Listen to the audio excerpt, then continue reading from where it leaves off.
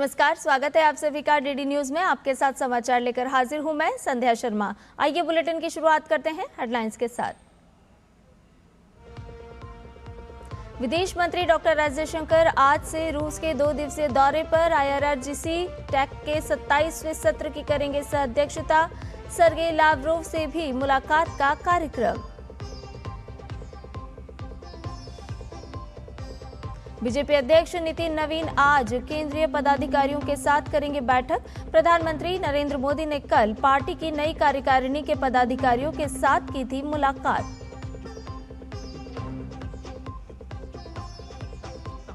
बंगाल की खाड़ी में पनामा के झंडे वाला एक जहाज MV ओशन विनर डूबा।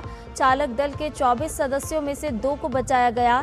भारतीय तटरक्षक बल का रेस्क्यू ऑपरेशन जारी।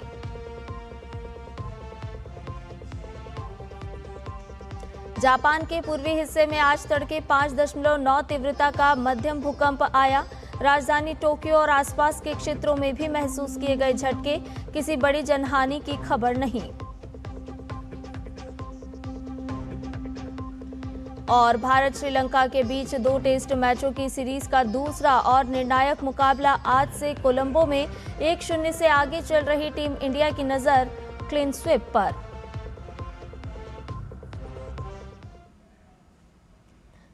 सभी खबरों को विस्तार के साथ जानते हैं। विदेश मंत्री डॉक्टर एस जयशंकर आज से रूस की 2 दिवसीय आधिकारिक यात्रा पर रहेंगे। ये यात्रा रूस के प्रथम उप प्रधानमंत्री डेनिस मंटूरोव के निमंत्रण पर हो रही है। यात्रा के दौरान विदेश मंत्री भारत रूस अंतर सरकारी आयोग की 27वीं बैठक की सह अध्यक्षता करेंगे। ये आयोग दोनों देशों के बीच व्यापार, आर्थिक, वैज्ञानिक, प्रौद्योगिकी और सांस्कृतिक सहयोग के विषयों से संबंधित है। ये दोनों देशों के बीच उच्च स्तर पर लिए गए फैसलों को लागू करने का रोडमैप तैयार करता है और सहयोग को मजबूत भी बनाता है। यात्रा के दौरान विदेश मंत्री डॉक्टर एस जयशंकर रूसी विदेश मंत्री सर्गेई लावरोव से भी मुलाकात करेंगे। दोनों नेता क्षेत्रीय और वैश्विक मुद्दों पर विचार विमर्श करेंगे। भाजपा के राष्ट्रीय अध्यक्ष नितिन नवीन की अध्यक्षता में आज केंद्रीय पदाधिकारियों की बैठक होगी। इससे पहले कल प्रधानमंत्री नरेंद्र मोदी ने भाजपा मुख्यालय में पार्टी के नवनियुक्त राष्ट्रीय पदाधिकारियों से मुलाकात की। प्रधानमंत्री ने कहा कि संगठनात्मक बैठकें नए विचारों और दृष्टिकोणों पर आधारित होती है। इनका उद्देश्य पार्टी को मजबूत करना और लोगों के साथ इसके जुड़ाव को बढ़ाना है। वहीं पार्टी अध्यक्ष नितिन नवीन ने नवनियुक्त राष्ट्रीय पदाधिकारियों के साथ पहली बैठक की।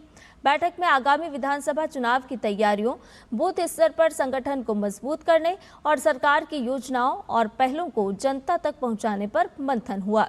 बैठक के दौरान भाजपा ने वंदे मातरम की ऐतिहासिक विरासत के सम्मान और संरक्षण के संबंध में एक प्रस्ताव पारित किया।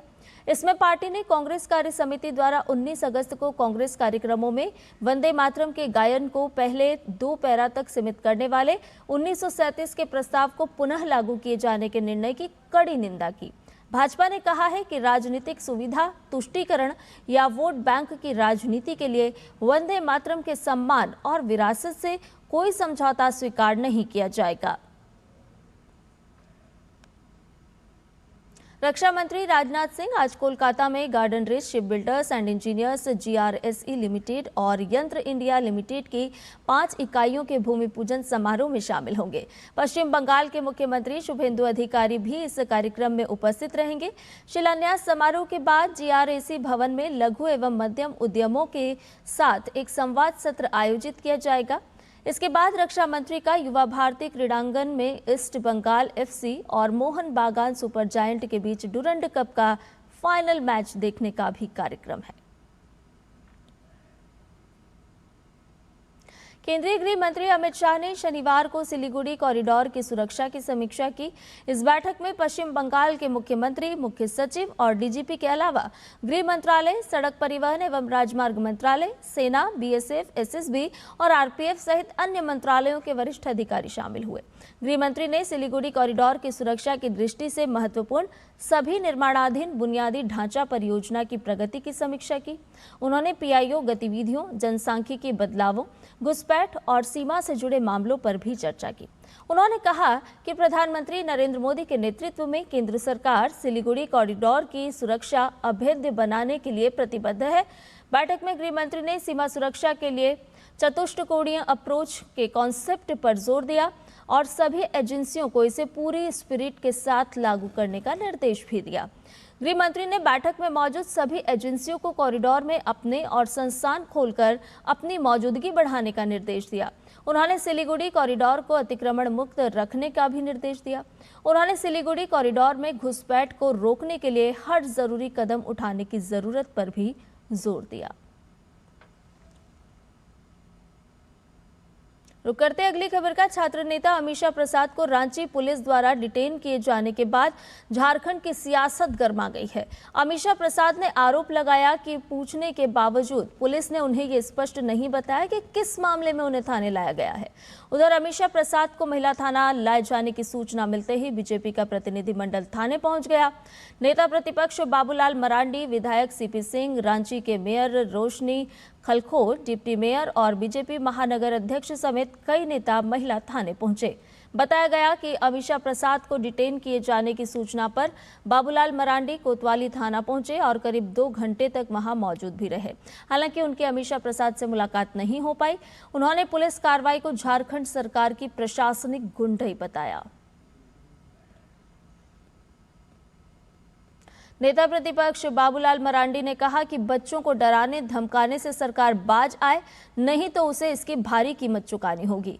उन्होंने आरोप लगाया कि अमीषा प्रसाद को परेशान करने की नीयत से पुलिस कार्रवाई की गई है।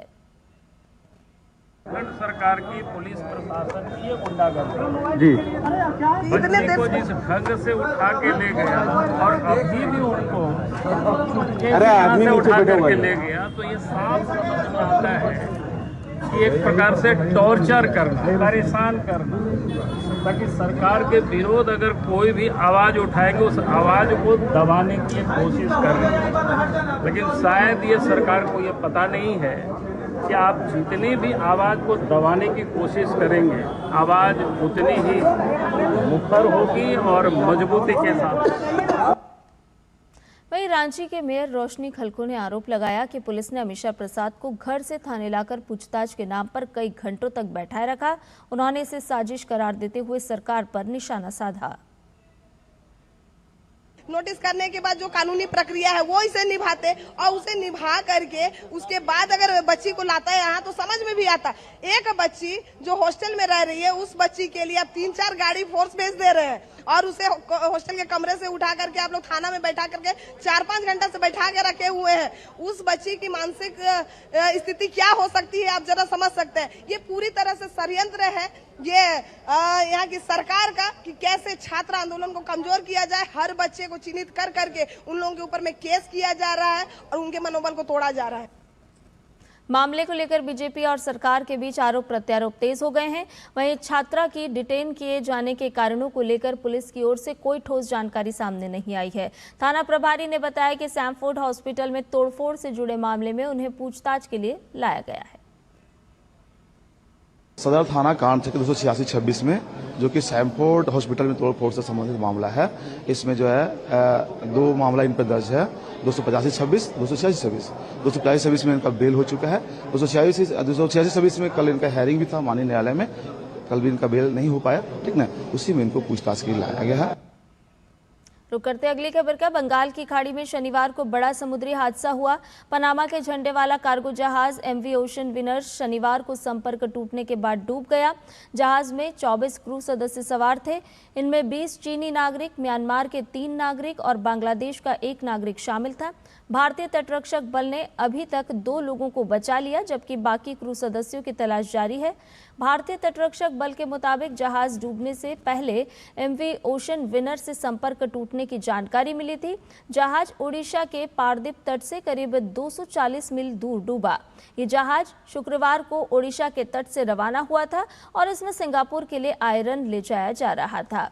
बचाव अभियान में मदद के लिए समुद्र में मौजूद आईसीजी के जहाज वरद और अनमोल को तैनात किया गया है, जबकि अभियान को और मजबूत करने के लिए श्री विजयपुरम से विजित जहाज को भी भेजा गया है। अगली खबर उत्तर प्रदेश से। उत्तर प्रदेश में आगामी विधानसभा चुनाव को लेकर सियासी सरगर्मियां लगातार बढ़ रही हैं। चुनाव अभी दूर है, लेकिन राजनीतिक दलों ने अपनी तैयारियों को धार देना शुरू कर दिया है। इसी कड़ी में अब मुख्य विपक्षी दल समाजवादी पार्टी भी चुनावी मोड में आ गई है। पश्चिमी यूपी से सपा अपने चुनावी अभियान का आगाज करने वाली है। पार्टी अध्यक्ष अखिलेश यादव आज बुलंदशहर से पीडीए रथ यात्रा शुरू करेंगे। यात्रा की शुरुआत पीडीए महासम्मेलन और जनसभा के साथ प्रस्तावित है। इसके बाद इस यात्रा को पूरे उत्तर प्रदेश में आगे बढ़ाने की योजना है। अखिलेश यादव इस अभियान के जरिए जनता के बीच अपनी राजनीतिक पहुंच बढ़ाने की कोशिश करेंगे।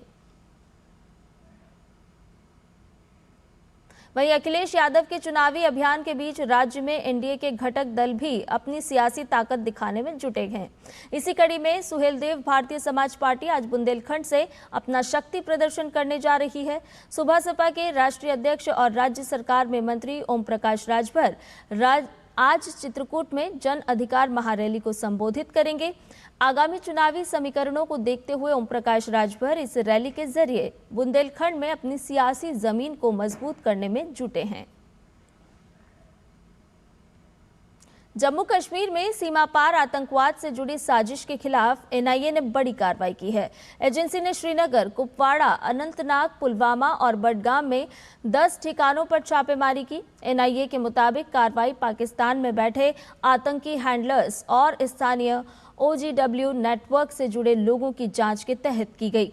जांच की शुरुआत 31 मार्च को एक कथित स्थानीय ओवरग्राउंड वर्कर की गिरफ्तारी से हुई थी, जिसके पास से हैंड ग्रेनेड और जिंदा कारतूस बरामद हुए थे।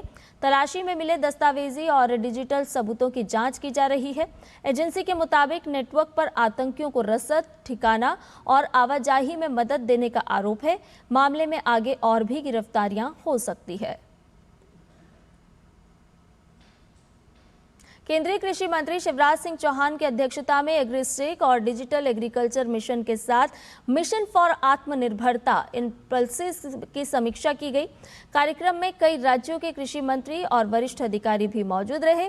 बैठक में बताया गया कि अब तक 10 करोड़ 41 लाख किसानों की फार्मर आईडी बनाई जा चुकी है, जबकि करीब 14 करोड़ किसानों को इससे जोड़ने का लक्ष्य है।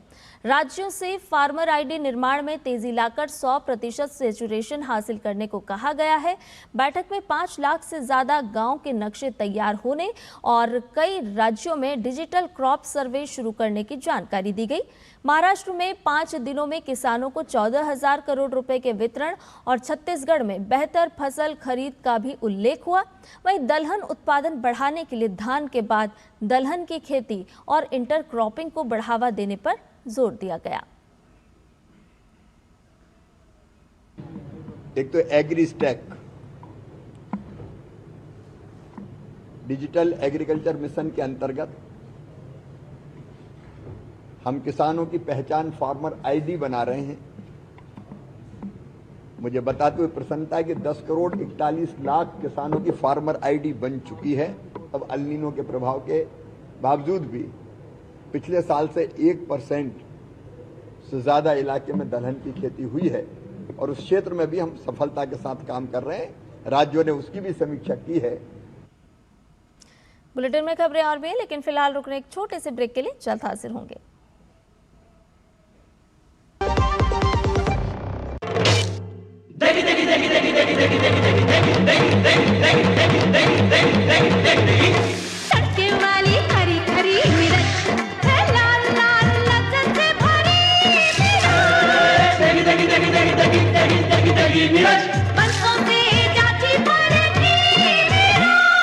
MDH की देगी मिर्च, देगी मिर्च का तड़का, अंग अंग फड़का। MDH की देगी मिर्च। पता है, लोग अक्सर मुझसे पूछते हैं कॉल सेंटर का स्टेडी जॉब क्यों छोड़ा। I wanted more out of life. बस मैंने अपना स्टार्टअप शुरू किया। जानना चाहोगे कैसे? Then start up your own business as an LIC agent. यहाँ सब कुछ है, great products, zero investment, leading organisation and unlimited opportunities. तो क्या आप तैयार हैं? LIC एजेंट बनो, अब बड़ा सोचो। हमारी वेबसाइट पर जाएं या अपनी नजदीकी LIC शाखा से संपर्क करें। ब्रेक के बाद समाचार में आपका एक बार फिर से स्वागत है। उत्तर प्रदेश में मानसूनी बारिश का दौर जारी है। मौसम विभाग ने आज उत्तर प्रदेश के कई हिस्सों में तेज आंधी तूफान के साथ साथ भारी बारिश को लेकर अलर्ट जारी किया है। मौसम विभाग ने मुजफ्फरनगर, गौतम बुद्ध नगर, मेरठ, कानपुर, प्रयागराज और राजधानी लखनऊ समेत यूपी के कई जिलों में मूसलाधार बारिश होने की संभावना जताई है। इसके साथ ही तेज रफ्तार से हवाएं चलने और आसमान से बिजली गिरने की भी आशंका है। प्रशासन ने लोगों से अपील की है कि वो खराब मौसम के दौरान सुरक्षित स्थानों पर ही रहें और बिना किसी जरूरी काम के अपने घरों से बाहर बिल्कुल भी ना निकलें। इसके अलावा किसी भी आपात स्थिति से निपटने के लिए आपदा प्रबंधन और राहत टीम भी पूरी तरह से अलर्ट मोड पर है। ओडिशा में बाढ़ की मार झेल रहे लोगों की मुश्किलें आने वाले दिनों में और भी बढ़ सकती है। स्थिति की गंभीरता को देखते हुए प्रशासन ने 24 और 25 को क्योंझर और मयूरभंज जिलों के लिए ऑरेंज अलर्ट जारी किया है। वहीं मौसम विभाग ने अगले कुछ दिनों तक राज्य के अलग अलग इलाकों में भारी बारिश होने की संभावना जताई है। इसके अलावा कई जिलों में हल्की से मध्यम बारिश पड़ने की उम्मीद है। आपको बता दें कि ओडिशा के कई निचले इलाकों में पहले से ही बाढ़ का पानी भरा हुआ है, जिससे लोगों का सामान्य जीवन पूरी तरह से प्रभावित है। बिगड़ते हालात को देखते हुए स्थानीय प्रशासन पूरी तरह सतर्क है और राहत बचाव टीमों को 24 घंटे मुस्तैद रहने के सख्त निर्देश भी दिए गए हैं। ईरान की सुप्रीम नेशनल सिक्योरिटी काउंसिल के नए प्रमुख मोहसिन रिजाई ने अमेरिका को चेतावनी दी है। रिजाई ने कहा कि अगर राष्ट्रपति डोनाल्ड ट्रंप ने ईरान के खिलाफ कोई कार्रवाई की तो तेहरान इसका कड़ा जवाब देगा। रिजाई ने अमेरिका के नए आर्थिक दबाव अभियान की आलोचना की है। उन्होंने ईरान के पड़ोसी देशों को भी चेताया कि वो ईरान की अर्थव्यवस्था को नुकसान पहुंचाने वाली अमेरिकी कोशिशों का हिस्सा ना बने। हाल ही में अमेरिकी राष्ट्रपति डोनाल्ड ट्रंप ने ईरान के खिलाफ अब तक के सबसे कड़े आर्थिक प्रतिबंधों और आर्थिक युद्ध की घोषणा की है। अमेरिका ने चेतावनी दी है कि जो भी देश ईरान की मदद करेगा या उसके साथ कारोबार व वित्तीय लेन देन रखेगा, उसे भी गंभीर आर्थिक परिणामों का सामना करना होगा। ब्रिटेन के 70 से ज्यादा सांसदों ने संयुक्त राष्ट्र महासचिव एंटोनियो गुटेरेस को पत्र लिखकर पाकिस्तान के कब्जे वाले जम्मू कश्मीर में बिगड़ती स्थिति पर हस्तक्षेप करने का आग्रह किया है। उन्होंने पाकिस्तानी सेना द्वारा जारी हिंसा को समाप्त करने और नागरिकों की रक्षा के लिए कदम उठाने की मांग की है। इस क्षेत्र में पाकिस्तान की सेना की निर्मम कार्रवाई में सैकड़ों लोगों के मारे जाने और घायल होने के बीच ये अपील की गई है। इस क्षेत्र में सख्त नाकाबंदी, कर्फ्यू और संचार व्यवस्थाएं पूरी तरह ठप पड़ी हुई हैं। सांसदों ने कहा कि पीओजेके में हालात सामान्य करने, जवाबदेही तय करने और शांतिपूर्ण समाधान खोजने के लिए निरंतर अंतर्राष्ट्रीय हस्तक्षेप की आवश्यकता है। उन्होंने संयुक्त राष्ट्र से पाकिस्तान के अधिकारियों पर मनमानी गिरफ्तारियों को बंद करने, उचित कानूनी प्रक्रिया और कानूनी प्रतिनिधित्व तक पहुंच सुनिश्चित करने की अपील भी की। सांसदों ने क्षेत्र में स्वतंत्र मानवाधिकार पर्यवेक्षकों की उचित पहुंच की सुविधा प्रदान करने की भी अपील की है। पूर्वी जापान में आज तड़के 5.9 तीव्रता का मध्यम भूकंप आया, जिसमें 5 लोग घायल हो गए हैं। हालांकि सुनामी का कोई खतरा नहीं है। जापान मौसम विज्ञान एजेंसी के अनुसार भूकंप दक्षिणी इबाराकी प्रांत में 70 किलोमीटर की गहराई पर आया। ये जापान का ऐसा इलाका है जहां अक्सर भूकंप आते हैं। यूनाइटेड स्टेट्स जियोलॉजिकल सर्वे ने इसकी शुरुआती तीव्रता 5.8 मापी। Fire and disaster management agency ने बताया कि टोक्यो के उत्तर पूर्व में स्थित इबाराकी, चिबा और सैतामा प्रांतों में 5 लोग घायल हुए हैं। भूकंप के कारण टोक्यो और नारिता एयरपोर्ट के बीच चलने वाली एक्सप्रेस ट्रेनों और उत्तर पूर्वी इलाकों की लोकल ट्रेनों में देरी हुई है। इसके अलावा टोक्यो में लगभग 460 घरों की बिजली गुल हो गई। प्रधानमंत्री सनाए ताकाइची ने एक्स पर बताया कि सरकार ने संभावित नुकसान का आकलन करने के लिए एक टास्क फोर्स बनाया है। कनाडा के प्रधानमंत्री मार्क कार्नी ने कहा है कि व्यापार वार्ता विफल होने के बाद कनाडा अपने श्रमिकों, किसानों, परिवारों और व्यवसायों की रक्षा के लिए अमेरिका के नए शुल्क के बराबर ही शुल्क लगाएगा। मार्क कार्नी ने सोशल मीडिया पोस्ट में कहा कि 1 साल से अधिक समय से कनाडा ने अमेरिका के साथ नए व्यापक व्यापार समझौते पर बातचीत के लिए गहन और सद्भावनापूर्ण प्रयास किए हैं। कार्नी ने अमेरिका के साथ 1 साल से अधिक की बातचीत के बाद कनाडा के वार्ताकारों को वापस लौटने के निर्देश दिए हैं। मार्क कार्नी ने कहा कि कनाडा आने वाले दिनों में अपने जवाबी शुल्क कदमों के बारे में विस्तार से घोषणा करेगा। शुक्रवार देर रात अमेरिका और कनाडा के बीच व्यापार वार्ता विफल होने के बाद मार्क कार्नी का ये बयान आया है। अमेरिका ने लगभग 28 अरब डॉलर मूल्य के कनाडाई आयात पर 50% शुल्क लगा दिया है। मैकार्नी ने अमेरिका की मांगों को अनुचित और आर्थिक रूप से नुकसानदेह बताया। उन्होंने कहा कि कनाडा सरकार श्रमिकों और व्यवसायों को समर्थन देने के लिए अतिरिक्त उपाय करेगी। अफ्रीका के पश्चिमी हिस्से में बीते दिनों सोने की एक खदान ढहने से 100 से ज्यादा लोगों की मौत हो गई थी। अब सेंट्रल अफ्रीकन रिपब्लिक की सरकार ने इस सोने की खदान को बंद कर दिया है। सरकार ने नियमों का पालन न करने का हवाला देते हुए कदम उठाया है। ये खदान देश के पश्चिमी हिस्से में मौजूद ज़िम्बाब्वे में है। बता दें कि दुर्घटना में पहले ही ज़िम्बाब्वे साइट को बंद कर दिया गया था, लेकिन अवैध माइनर्स फिर भी वहां काम कर रहे थे। इसी दौरान यह हादसा हुआ था। खेल की खबरों में भारत और श्रीलंका 2 टेस्ट मैचों की सीरीज के दूसरे और निर्णायक मुकाबले में आज आमने सामने होंगे।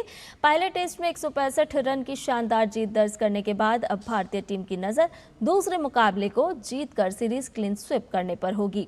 मैच सुबह 10 बजे से शुरू होगा। पहले टेस्ट में जीत के साथ भारत ने वर्ल्ड टेस्ट चैंपियनशिप में भी वापसी की है। अब टीम की नजर सीरीज जीत के साथ महत्वपूर्ण WTC अंक हासिल करने पर होगी।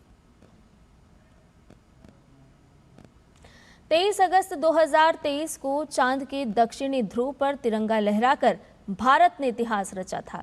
चंद्रयान 3 की उसी ऐतिहासिक सफलता का उत्सव देश आज नेशनल स्पेस डे के रूप में मना रहा है। चांद की सतह पर वैज्ञानिक खोजों से लेकर अब चंद्रयान 4 के जरिए वहां से नमूने धरती पर लाने की तैयारी तक।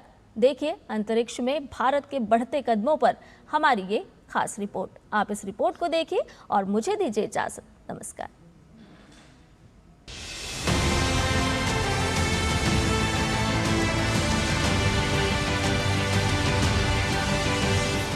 तेईस अगस्त यानी नेशनल स्पेस डे, यानी वो दिन जब भारत की अंतरिक्ष शक्ति ने चांद पर अपनी ऐतिहासिक छाप छोड़ी थी।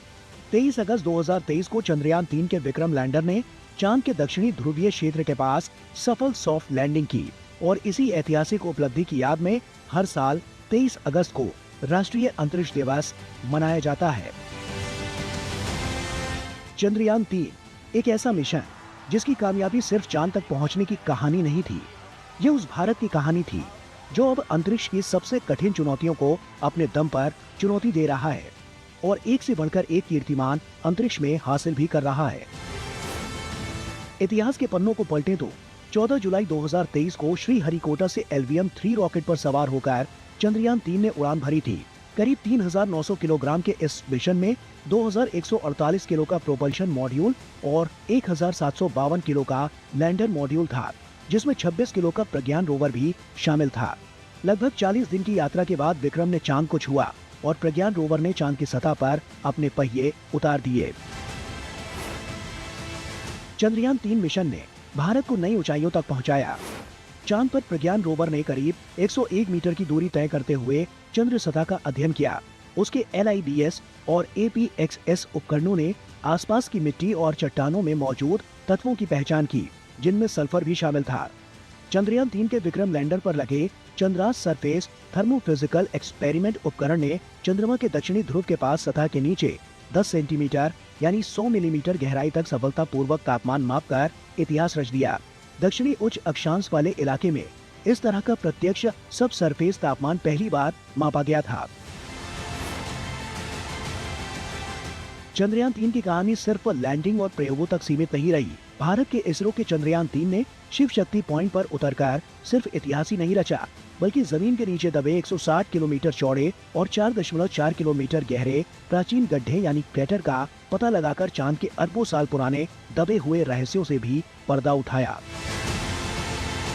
भारत की चंद्रयान 3 की ऐतिहासिक सफलता की गूंज पूरी दुनिया में गूंजी जब 21 मई 2026 में American institute of aeronautics and astronautics ने इसरो को प्रतिष्ठित गोडार्ड एस्ट्रोनॉटिक्स अवार्ड से सम्मानित किया। यह अंतरिक्ष विज्ञान के क्षेत्र में दुनिया का सर्वोच्च सम्मान है, जो चंद्रमा के दक्षिणी ध्रुव पर भारत की अभूतपूर्व और सफल लैंडिंग के लिए दिया गया। चंद्रयान 3 ने भारत को चांद पर सुरक्षित उतरना सिखाया। अब उसी सफलता से आगे बढ़ते हुए भारत की नजर चांद से वापस लौटने पर है। इसीलिए इसरो के वैज्ञानिकों की नजर अब चंद्रयान 4 मिशन पर है, जहां चांद की सतह से नमूने जुटाए जाएंगे और उन्हें सुरक्षित धरती पर लाया जाएगा। लगभग 2104 करोड़ रुपए के इस मिशन के लिए 2 LVM-3 लॉन्च की योजना है। यानी चंद्रयान 3 ने चांद तक पहुंचने और वहां उतरने का हुनर दिखाया।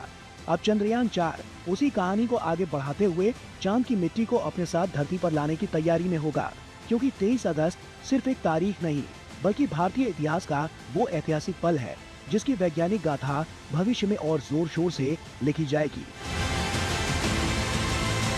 डीडी न्यूज के लिए गौरव श्रीवास्तव के साथ उपांत डबराल की रिपोर्ट।